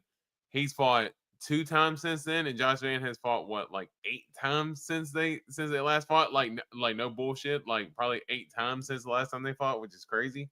But Kevin Borjas kind of slowly building himself up, and again, that win against Rodriguez is what he needed. And same for Mahashate, being able to kind of get back into the win column after a few rough losses there against some good competition. But yeah, tough competition there for Sumidarji as well. I think Kevin Borjas is the better boxer. I think he's been able to use a little bit more of his wrestling, like in that Ronaldo Rodriguez fight. And Sumidarji does not have the greatest gas tank. Let's just be honest. So, yeah, I think Kevin Borjas, I think as long as he doesn't get clipped early and get put out of there, I think he can come back, weather the storm, and win rounds 2 and 3. I'm going Kevin Borjas by decision. Yeah. Is Matt still on the roster? I don't know. Wouldn't surprise me if he's not, though. I don't know if I'm gonna be betting this one, Dave. Maybe on a long shot, but am I real confident? Not too really. Not too confident. So moving on, featured fight of the night is Waldo Salsa Boy Cortez Acosta taking on Sergey Pavlovich. Sergey Pavlovich is 19-3 overall. Out of his last 5 fights, he is 3 wins and 2 losses. A win over Jairzinho Rosenstruck, lost to Volkov, lost to Tom Aspinall, win over Curtis Blades, and win over Tai Tuivasa. He is 33 years old, 6'3", and a 840-inch reach. Because don't forget, he has Inspector Gadget uppercuts that'll go all the way. 84-inch reach. While Salsa Boy Waldo Cortez Acosta, 14-1 overall. Out of his last 5 fights, he is 5-0. He is 33 years old, 6'4", and a 78-inch reach. Currently, odds for the fight, D-Rose, are Sergey Pavlovich. Oh, we're both on the dog. Kevin Borjas at plus 150, by the way. I didn't know he was the dog. Sergey Pavlovich is minus 250, the favorite. Waldo Cortez Acosta is plus 205, the underdog. Yeah, man. I think something that you said about a year ago is something that sticks in my mind to this point now, especially after the Jairzinho win, dude. Because I did pick him to beat Jairzinho, but I thought he was going to knock Jairzinho out, dude. But if you're not knocking out a 43-year-old Jairzinho Rosenstruck at this point, dude, I think what D-Rose said is true. I think he is broken. His confidence is shot.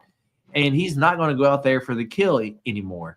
And on the other hand, he has this like Soviet boxing style, while Waldo Cortez Acosta has this Dominican throwing a baseball style and a solid fucking chin that cannot be cracked, man. So I'm going to go with the dog here, man. I'm going to go Waldo Cortez Acosta to not really back up, to walk forward into Sergey Pavlovich, and we're going to see Sergey Pavlovich taking those back steps, Waldo Cortez putting the pressure on, and we see Waldo Cortez winning this fight via decision as the dog, dude. Waldo Cortez plus 205 as the dog money line.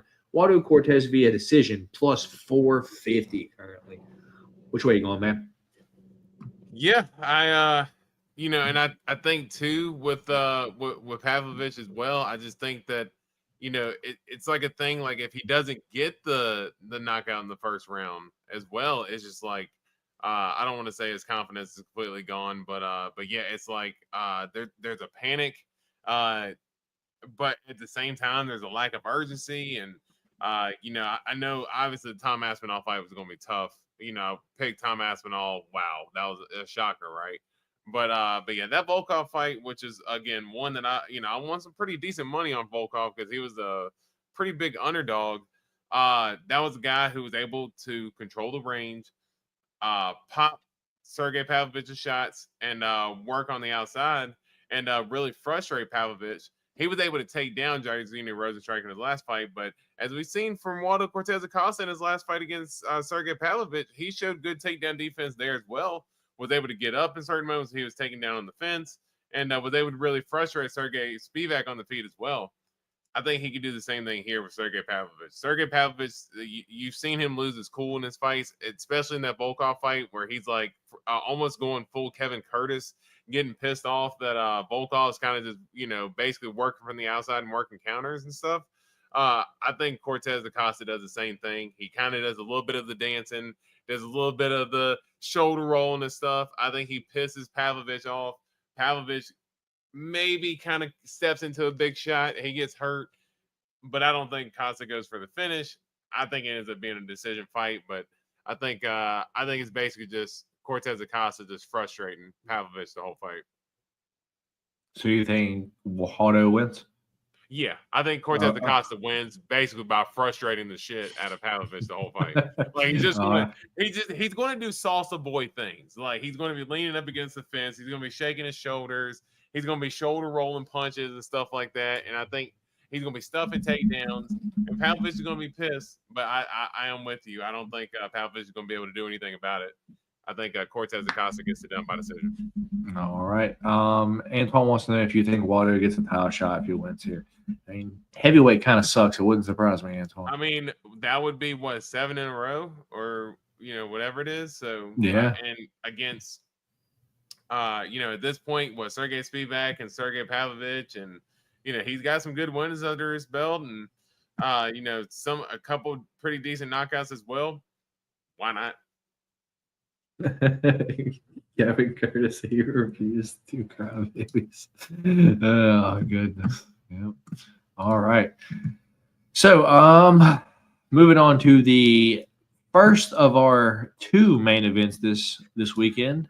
We have Kevin Curtis. Yeah.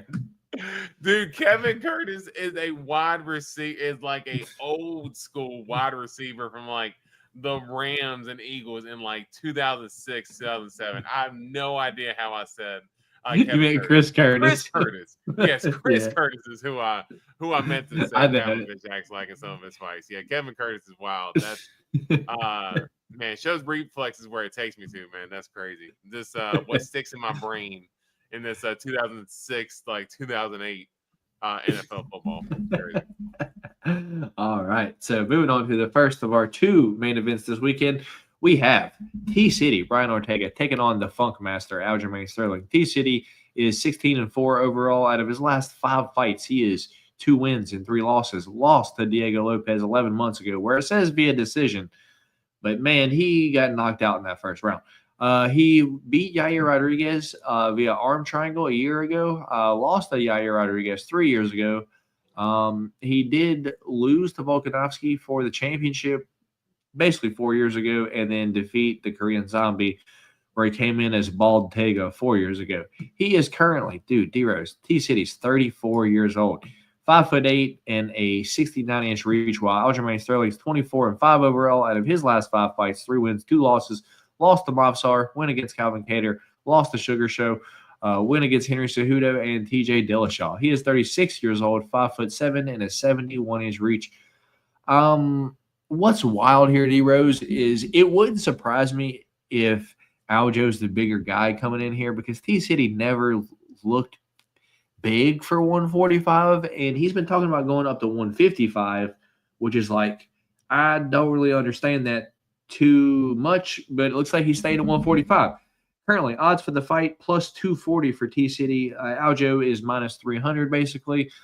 And I agree with it. Over the 5 rounds, dude, T-City has been my guy for the longest, but, not seeing him and then coming back, okay, he beat Yair Rodriguez, but let's not pretend like Yair Rodriguez has a good ground game.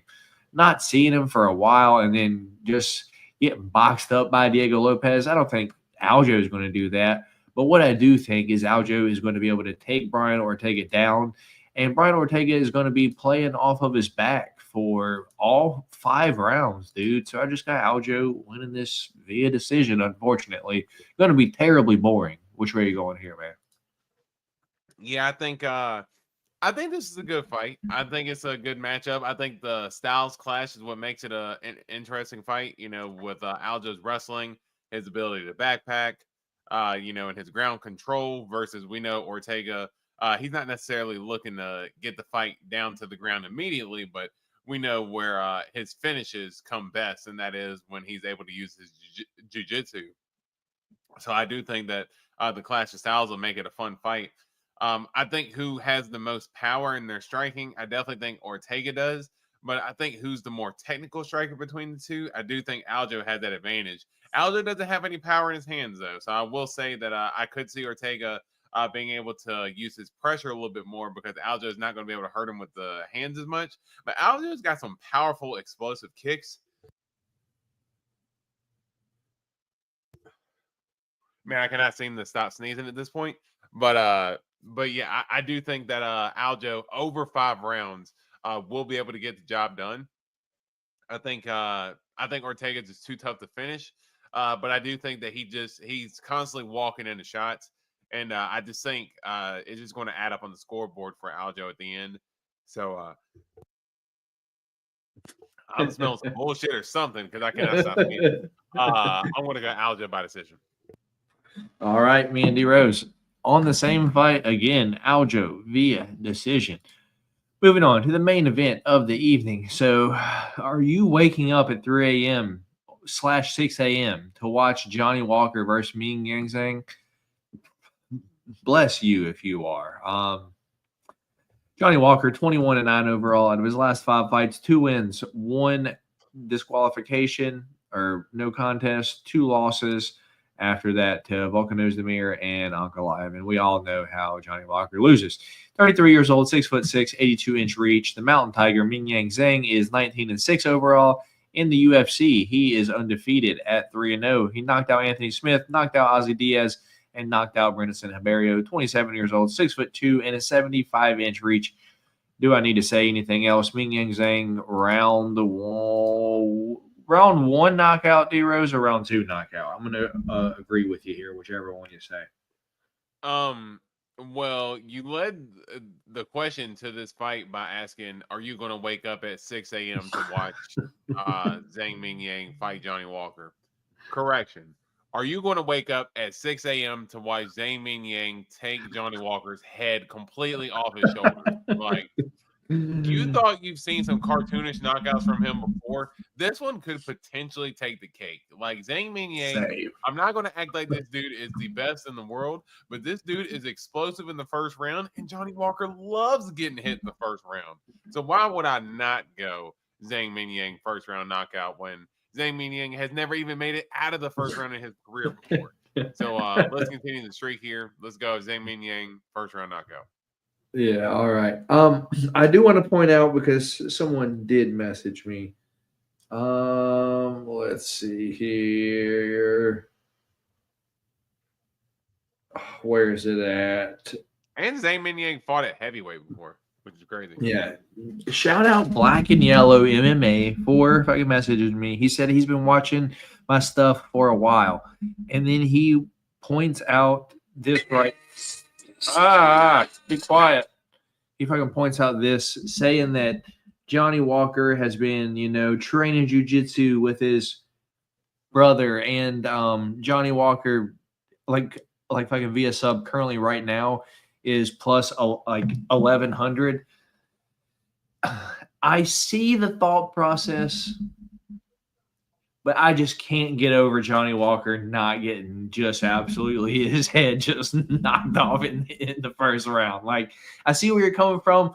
Probably worth a shot, $5 to win, 60 back. But I just think he's going to get knocked out in the first round, man. I just have to throw that out there. But, probably not going to hurt throwing a 5 at it. What's the worst that could happen? You lose $5. But, with that being said, D-Rose, fisting of the week this week, my contenders are going to be the main event. The main event or Michel Pereira to fist Kyle Dawkins. One of those two. Zhang. All right. Fisting of the week is Zhang to fist Johnny Walker. Which only leaves the Rose. You don't have to pick any fights for the pick champ this week. I have the pick champ this week we've been alternating back and forth, ping-ponging back and forth for about, a month and a half now? Roughly. Like, it was clean sweep, clean sweep, clean sweep. And then I beat you, and you beat me. I beat you. I got the pick champ right now. And we only got one fight this upcoming weekend. So just like the Cody Brundage versus whoever the fuck it was, just the one fight. Eric McConaughey. Yeah, we just got Whatever. Yeah, we just got one fight this week. Gage Young versus Mahashate. So I got G Money, Gage Young, to bring home the pick champ this week, all the way in Shanghai, China. Come on, Gage Young, let's get this shit done. Mahachate's getting it done, baby. Bringing the pick champ back this way. We'll Continue see, the man. streak of back and forth each week. We'll see, man. We'll see. Do they ever cut Johnny Walker, or they love Johnny Walker? I mean, he'll beat absolute trash cans, but light heavyweight's not too good. So he'll probably be around here for a while. Yep. Johnny Walker cartoonishly getting KO'd as usual. Is Zhang the best male Chinese fighter in the UFC right now? I think so. Yeah. Dave's got a doctor's appointment Saturday. I don't know if I can. Oh no, Dave! What are you gonna do, man? What are you gonna do? Choices to be made. Choices to be made. So, fisting of the week is going to be Zhang to fist Johnny Walker. So, gonna have a terrible, violent finish this weekend. That is what me and D-Rose are predicting, and we've been on a roll, man. We've only lost 2 or 3 of these ever since we've been doing this. So until we go on a losing streak, the fisting of the week will be here. Shout out the podcast play of the week. Rip. He was minus 700. Yeah, man. Izzy was minus 700. All right, y'all. That's going to be it from us today here on the show. My name is Matt D-Rose on that side of the screen. This was the Golden Octagon MMA Podcast. If you want my final picks, plays, bets, and all that, catch me right here Friday. It will not be at 10 p.m. East Coast time. Just want to throw that out there. It will be probably around 4 or 5, something like that. So feel free to stop back here around 4 or 5 Friday, get my final picks and bets for this card, but probably not much going to change. But with that being said, we appreciate you guys for stopping by here, hanging out with us here tonight. Hit that thumbs up button on y'all's way out. Subscribe here if you're new here. Remember, share this with anyone that you think might be enjoying some picks and bets and just UFC talk back and forth. And then we appreciate you guys. I'm good. Antoine, how are you, D-Rose? Hey, things have been great. Hopefully, I was gonna say win some money this week, but I ain't getting too crazy, man. I might bet $25 at most, but we ain't getting too crazy here. I do have a bet here, D-Rose. I'll go ahead and I'll share it with you. It's a 3-leg. Michel Pereira, round 1 or 2. Aljamain Sterling, 4-5 or decision, and Zhang Mingyang KO 1, 2, or 3. I put $10 on it at a plus 620 to win 72 back. That's a bet that I got right there. Yeah. Michel Pereira 1-2, Aljo 4-5 or decision, and Zhang KO 1, 2, 3. 10 to win 72. Free bet. Well, all my bets are free that I share with you guys, but free bet on the Wednesday podcast. You can see it again Friday on Change of Cheddar. But predict the Cowboys record. That's me, Antoine. That's me. 11-6. Because remember that 17th game now. They're going 11-6. All right. That being said, we'll catch you guys. I'll catch you guys Friday for Change Cheddar. Me and D-Rose. Or is there a fight card next week, D-Rose? It's a great question. August 23rd, September 6th. No. Nope. So me and D-Rose might not be here next week for the podcast, but we'll figure it out. Anyway, with that being said, we'll catch you guys later. My name is Matt D-Rose, and that's Savage Green. And y'all be good. Y'all stay safe. We'll see you guys early for the UFC Shanghai fights. Peace.